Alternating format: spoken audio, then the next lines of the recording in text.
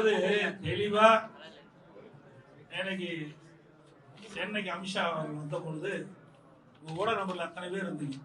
நீங்க மட்டும் இல்ல, இந்தியாவில் இருக்கிற அத்தனை ஊடக நபர்களும் ஐடிசி கிராண்ட் ஹோட்டல்ல அங்க கூட்டணி குறித்து தெளிவாக மத்திய உள்துறை அமைச்சர் அமித்ஷா அவர்கள் தெரிவித்தார். அனைத்து இந்திய அண்ணா திராவிட முன்னேற்ற கழகம் பாரதிய ஜனதா கூட்டணி அமைக்கப்பட்டிருக்கிறது. இந்த கூட்டணிக்கு அனைத்து இந்திய அண்ணா திராவிட முன்னேற்ற கழகம் தலைமை. அனைத்து இந்திய அண்ணா திராவிட முன்னேற்ற கழகம் ஆட்சி. முதலமைச்சர் வேட்பாளர் இபிஎஸ் அவர்கள் தெரிவித்தார். எல்லா ஊடகத்திலையும் பத்திரிகையும் வெளிப்படுத்தினாங்க.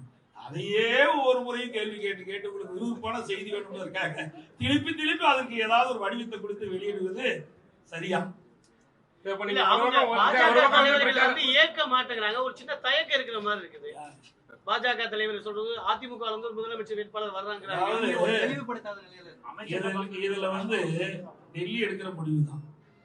உங்களுக்கு அத்தனை பேருக்கு தெரியும். பத்திரிகை ஊடகத்துக்கு என்னை விட அதிகமா தெரிஞ்சவங்க நீங்க. மாண்புமிகு மத்திய உள்துறை அமைச்சர் அவர்கள் கூறிய பிறகு அதற்கு அடுத்தாற்போல் யார் பேசினாலும் அது சரியல்ல என்பதுதான் என்னுடைய கருத்து. செய்திகளை உடனுக்குடன் தெரிந்து கொள்ள கீழ்கண்ட கேபிள் மற்றும் டிடிஎச் நெட்வொர்க்குகளில் எம்நாடு செய்தி தொலைக்காட்சியை காணுங்கள். பாதகம் செய்பவரை கண்டால் நாம் பயம் கொள்ளலாகாது பாப்பா. மோதி மிதித்து விடு பாப்பா, அவர் முகத்தில் உமிழ்ந்து விடு பாப்பா. அண்மை செய்திகளை உடனுக்குடன் தெரிந்து கொள்ள இணைந்திருங்கள் எம்நாடு தொலைக்காட்சியுடன்.